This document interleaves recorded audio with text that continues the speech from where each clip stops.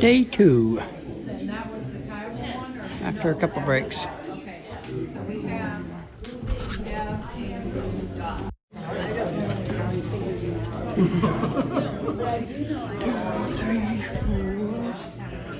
Six, 8,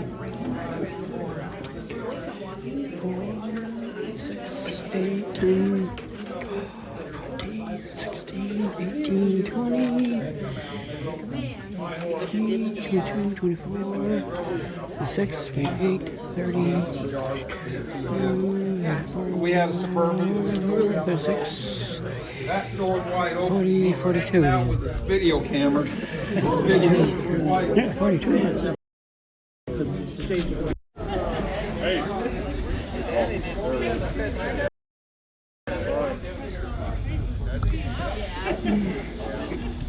Danny, are you going to get in the pictures too? Yeah, I'm gonna get in the picture. I can stand clear back here. Can you lead everybody? I gotta Or do you need get. us to squish more? We just gotta get the outliers in. Outliers need to squish in. Have some kneeling. Giddy up, people. Giddy up.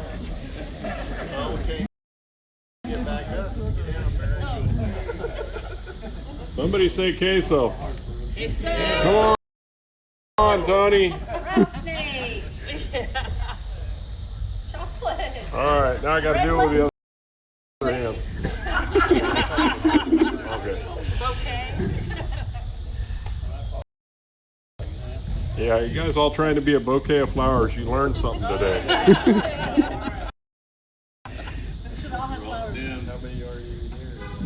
There we go. There's a bunch of Still in the bathroom?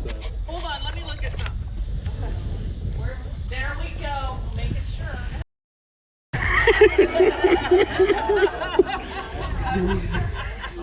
I just cheat. I think about 10 of them when I'm at it. Okay. Anybody see Mary Cone? Mary too. Mary, no. We're looking for Mary and I saw Mary going up and I was coming down.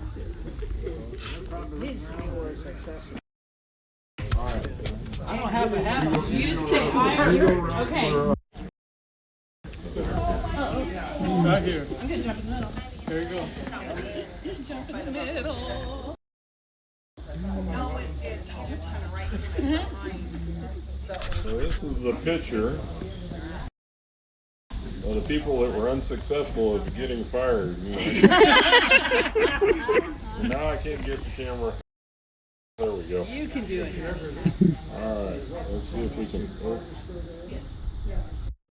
2, 3, 4, 6, 8, 10, 12, 14, 16, 18, 20, 22, 26, 28, 30, 32, 34, 36, 8, 40, 42, 46, 48, 50.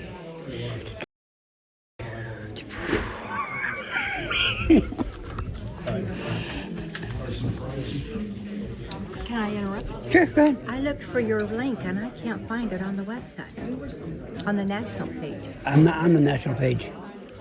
For I thought you said you had the conventions with a link on the national website. no. Not on the national website.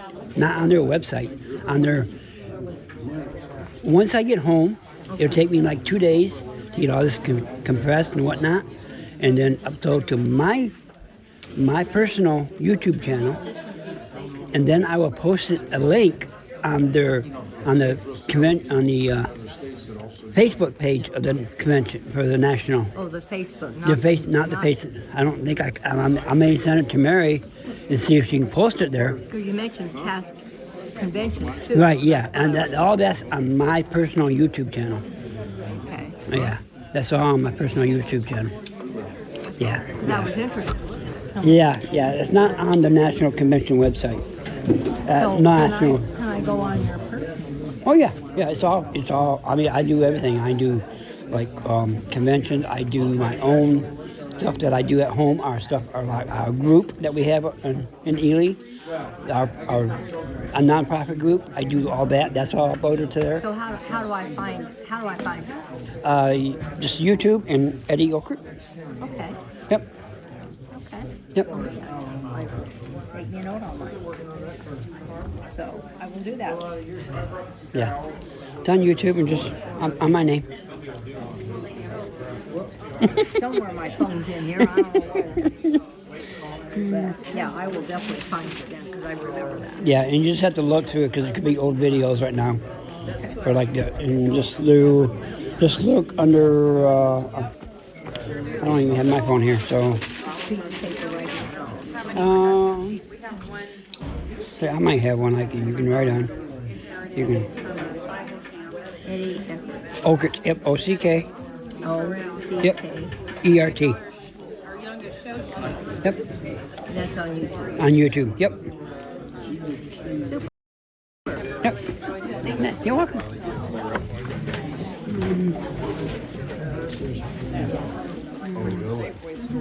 Okay, yeah.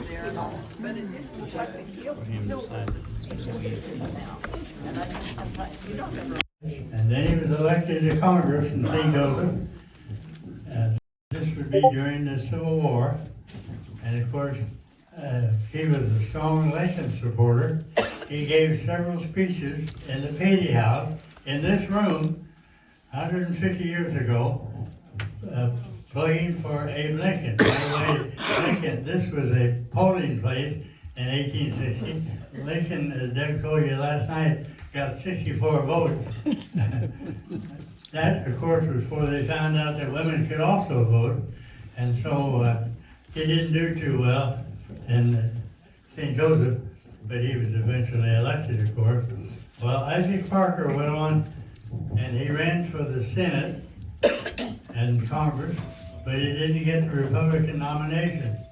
So he asked for a political appointment, and he was named a federal judge down in Fort Smith, Arkansas. Oh, jeez. Judge Isaac Parker in Fort Smith, Arkansas, hanged 160 men.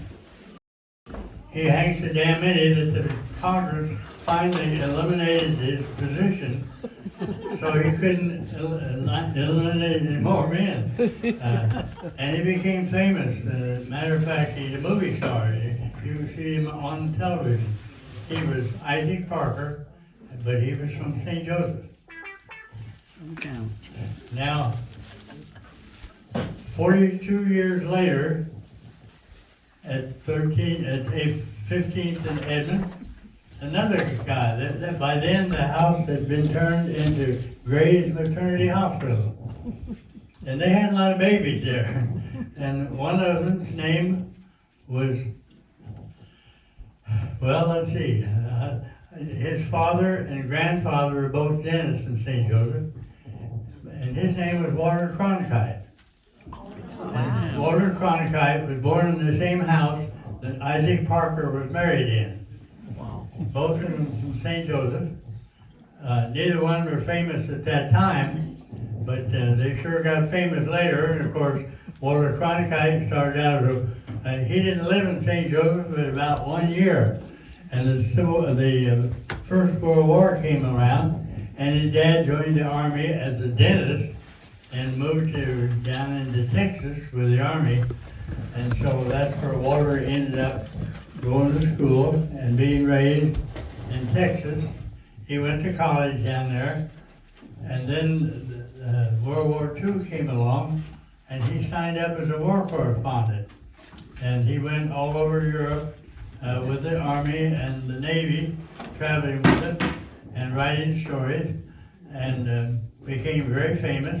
After the war, he started work for CBS News. He became their top correspondent on television, and both were in the Patee House, different centuries. But Walter Cronkite stopped by one day in January of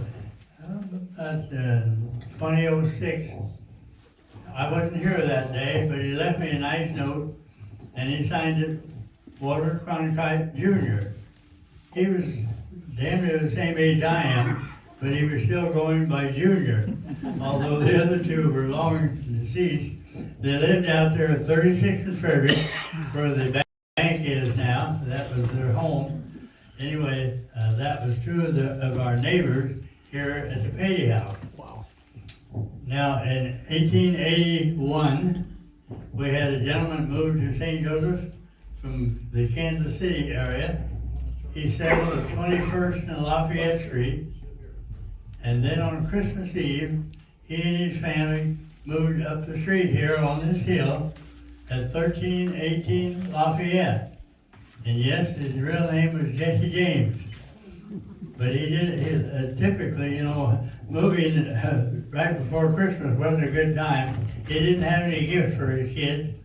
And the story goes that he went down to the church across the street from Patee House, went in the basement. They were having a Christmas party up above, and he went down to the basement where he saw a Santa Claus suit and a bunch of cookies. And he borrowed the Santa Claus suit, went back up the hill, and appeared as Santa Claus. And they knocked on the door, but they didn't have doorbells in those days. And they knocked on the door, and the kids saw him, and the boy who was 7 ran up and he kind of grabbed him and he says, "Oh, Daddy, you didn't forget us." And after he grabbed him, he felt the gun under Jesse's coat, and he says, "You're not Santa Claus, you're my daddy." And the kids cried and they went back to bed, and Jesse came back to the church, returned the Santa Claus suit. He was an honest guy that night. And now 2 weeks later, the stables down the street burned. That's in those days that was called Pikes Peak Stables. It was a 2-story wooden building. That's nothing at all what it is today. That's today they call it the Pony Express Museum, but it was never called the Pony Express. And the building burned down. One guy who slept upstairs was killed in the fire. And the next day, the owner of the building, a guy by the name of Couch, C-O-U-C-H, announced that he was going to rebuild immediately. And 2 weeks later, nobody could find him. And he and his wife had moved to Chicago, took all their possessions, and owed everybody in town. Oh, shit. And at some point later, they rebuilt the building down there, not at all like it was originally. It's now 1 story. But anyway, that was what happened. Now, Jesse, living right up on top of the hill, had a good view of the fire. Matter of fact, he might have even lit it, I don't know. But anyway, that was Jesse James in January of 1882. Jesse moved into his house on Christmas Eve. He lived there 100 days. He was shot and killed, of course, on April 3rd, 1882 by Bob and Charles Ford. But before that, he spent much of his time at the house traveling around St. Joseph and in the area looking for a job to pull. And he visited a number of banks, both in Missouri and Kansas. He decided on the one at Platte City, Missouri. They were having a murder trial down there, as usual, and he figured that all the people in town would be at the courthouse and it would be safe to go in and hit the bank. That was to occur on April 4th. However, Jesse didn't make it to April 4th. He was shot and killed on April 3rd. And then they had to get the body down to Kearney, Missouri. The sheriff in Buchanan County and the sheriff at Kearney both fought over who should get the body. And finally, the governor ordered the body turned over to Jesse's widow. who had spent 2 nights here at the Patee house with her kids after he was killed. And so they put the body in a wooden box, not a coffin, and they couldn't get the box on the back of the train because you went up a ramp to get in, and then you had to make a sharp turn to go down the aisle, and they couldn't get the coffin down that aisle. So they tied the coffin on the end of the train car. This was a special train that they sent to take the body out. The train went out to Cameron, Missouri, and then headed south. But when it got to Cameron, the sheriff from St. Joseph got in such a big fight with the sheriff down there that they drew their guns on each other in the depot, and the station master said, "Gentlemen, don't pull your guns in here." And so the sheriff from Buchanan County came back to St. Joseph, and Jesse traveled on the back of the train down to Kearney, Missouri, where he was finally buried. And that kept him down there for, well, quite a few years. In 1902, when his wife died, they moved the body from the James farm out to the cemetery and buried him beside his wife. And then 25 years ago, Jim Stars, a professor of law and forensic sciences at George Washington University, decided to exhume the body. And that was quite a big deal, a lot of publicity. We participated with him. We had no objection to him digging up the body, but the James Farm did. So anyway, we had a big dinner for him here, his crew. He had a bunch of college professors involved. They went down there and dug up the body and then sent it in for a DNA test. The body was, all they ended up with was a tooth from the body, but they got enough DNA from it to where they could determine that it was Jesse James and not an imposter. And so Jesse is now back safely in his grave, and we have a casting of his skull over in Jesse's house, showing where the bullet went in behind you right here. So that was the end of Jesse James, but You got the picture. about 20 years ago, Give me heads up, son. I got a letter from Jonathan Newman Edwards. If you don't know who Jonathan Newman Edwards was, he was a Confederate author who wrote a lot of books about Jesse James, and he was a personal friend of Jesse and always defended him. Well, it wasn't a letter really to me, it was a letter to Frank James that Jonathan Newman Edwards had written. By then, Edwards was working for the St. Joseph Gazette as a reporter. Now, this interested me because I was also a reporter for the Gazette for 40 years. I didn't get any story like this. But anyway,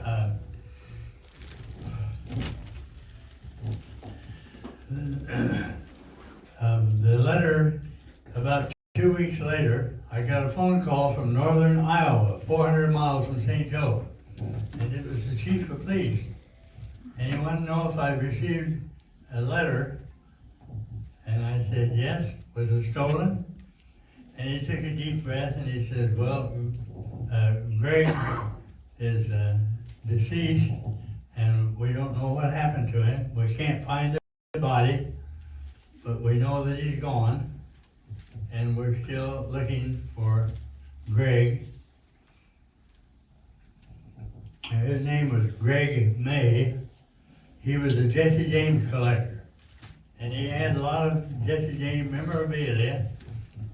And this letter that I had received had a note that said, I've always admired the boys, and I wish you have this for your museum. Except it wasn't Greg May who signed it. It was his best friend, Douglas DeBruin. They were both fellow tattoo artists, and they had been for 30 years. And they moved up there in northern Iowa to a little town that decided that they would not issue a warrant at any kind of a position for a tattoo artist. So they decided then that they were gonna have to go to Florida. In the meantime, out in western Nevada, the gal who ran the pack and ship department was concerned about packing and shipping this particular letter here to the Patee house. And she reported it to the police. And the police checked and they found a stolen van, a big rental van, that had Greg May's $70,000 worth of Jesse James collection in it, as well as an old leather bag that he used when he went out looking for souvenirs. And that bag contained $300,000. Now they arrested Doug Bruin and his girlfriend, Julie Ann Miller, but they had no way, all they could charge him with was stealing his material. They couldn't charge him with murder because they didn't have a body. Well, along the line, this drug on for about 4 years. I received a warrant to appear before the judge up in northern Iowa and testify about receiving the letter. So my wife and I drove up there, and they had a trial. And the trial, 10 days before the trial started, the assistant prosecuting attorney committed suicide. We haven't figured out how that fits into the story, but nonetheless, that happened. And the day at the trial, after I testified, they put Julie Ann Miller on. And she had agreed to testify as long as they didn't use any evidence against her. She testified that on December 11th of 2001, she was at home in the kitchen and her boyfriend was putting a big tattoo on her back. And Greg May came into the house, the whole three of them lived there, came into the room where he was working on her and admired the work. And about that time, Doug Bruin came up with a yellow rope, wrapped it around his best friend's neck, and Julie Miller says she got scared and went downstairs, and the laundry room was covered in plastic. And so when she came back upstairs, Greg was in the floor, dead. And so they carried him downstairs. She carried the head and he carried the rest of the body. And they laid him on the wash machine with his head in the sink. Now earlier that day they had purchased an electric chainsaw. and she testified that they removed his arms and legs with a chainsaw and then cut off his head, wrapped them all in plastic, and they then decided to dispose of his car. So they drove over to Illinois, which wasn't very far from Iowa up there, and left the car at a parking lot in a neighboring town. And then they drove back in Greg's old Volvo, and they tossed the arms and legs out the window, as they did. And they stopped on the bridge on the Mississippi River and weighted the body and dropped it into the Mississippi River. Without his head, of course. They put that in a plastic bucket and then filled the bucket with concrete and water, you know, so that it would get hard. And then they loaded up all the antiques and headed south. They came down I-35. They stopped at Kearney, Missouri, and at a truck stop, they got a weight They had the truck weighed, and they had a ticket in the glove compartment with the weight in it, and they left the bucket at the spot where they stopped, which overlooked the site where Jesse James is now buried. And then they headed out west, and that's when they got arrested. But the problem was, they didn't know about the head in the bucket.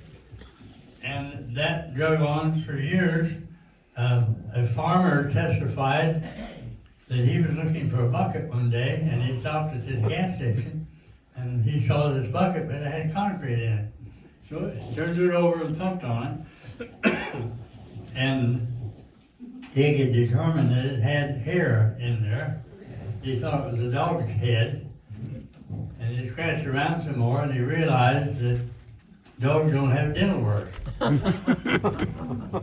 So then they finally contacted the editors of the paper in Kearney and in northern Iowa, got the message together finally, and they realized that maybe this is the same guy. So they had a forensic scientist recreate his face on this skull, and they finally decided they could go ahead and try the guy. And so that was in April of 2010. Wow, wow. It took a long time to get him that far. And that was the day that Mary and I went up to the trial. And the bottom line was that the guy's head was in the bucket, and they finally identified it, and that gave them enough information. They got all this within 10 days before the trial, and that gave them enough information that they could go ahead and have the trial. He was eventually convicted, and on the day of the sentencing, he wore just a bare t-shirt instead of a dress shirt like he usually did. And he told the judge, he said, "Look at these emblems on my arm. They were all put on there by my best friend, and I killed him." He said, "I wish someone would give me a loaded gun and I'd kill myself." But he didn't get a loaded gun. He's back in the penitentiary now, where he belongs, I guess. But that was the story of Greg May and Douglas DeBruin. One other person, a neighbor that I want to mention, we had a guy up the street here. He lived 3 houses west of where Jesse James was killed, in one of these little brick houses. And one day, 4 years ago, the police officer came to the door, and he came to the door with a gun in his hand. And the police officer shot and killed him, just that quick. And so that kind of shows you what happens to people who carry guns around police officers, particularly if they're in the neighborhood where Jesse James was shot and killed.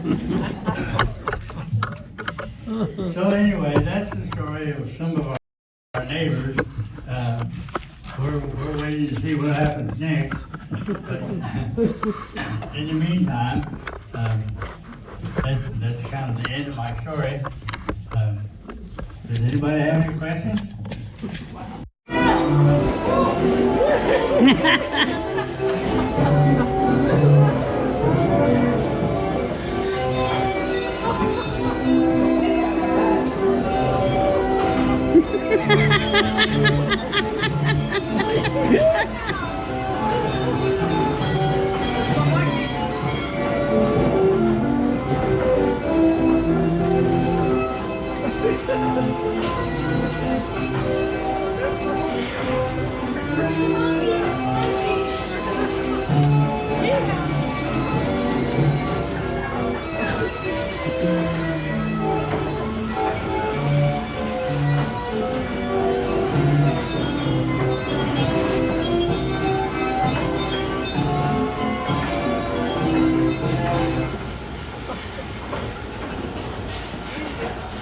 Thanks, partner. I'll help you on.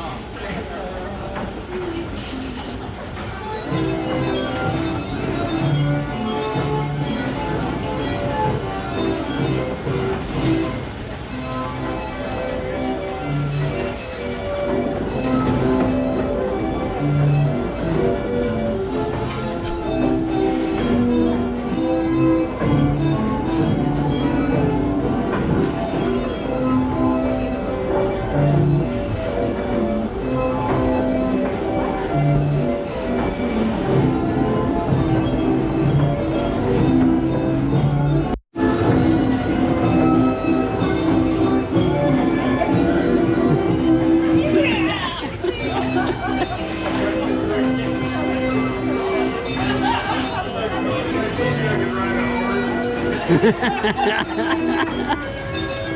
that one doesn't take very much. Hey.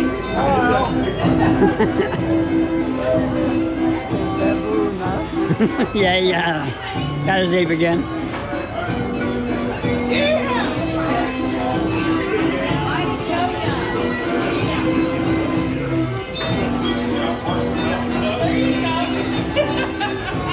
Hey, Dave.